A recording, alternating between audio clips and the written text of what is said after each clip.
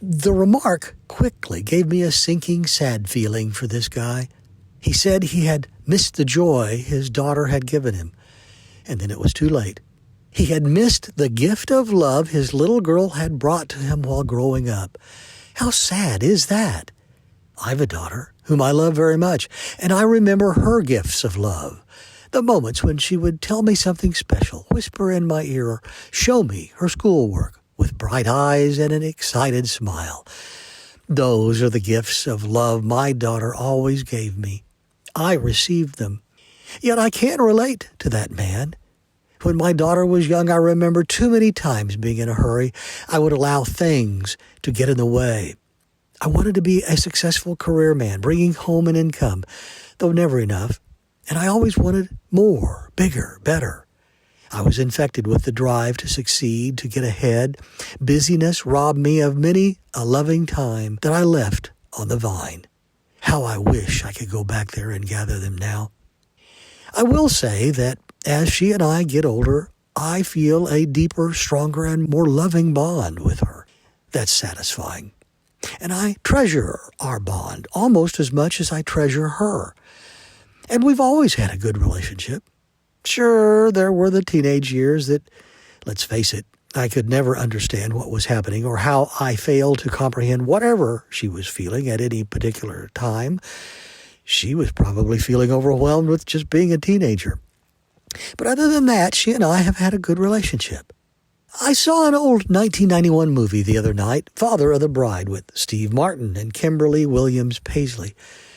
Gosh, I identified so much with Steve Martin, or rather George Banks, his character. I'm sure I was never as great of a father as Martin portrayed, but the part where Annie, the daughter, was about to take the plunge to marry and leave a home, ouch, that hurt. Do you remember that scene?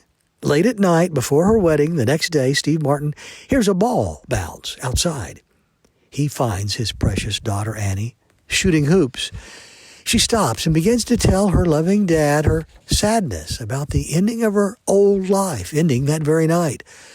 It would be the last time she'd ever sleep in her bedroom under the watchful eyes and cares of her dad and her mom. Now, not that it's bad. No, it's bittersweet. It's the passage of time, the rite of passage to marry and to move to another man's home. What a moving scene it was.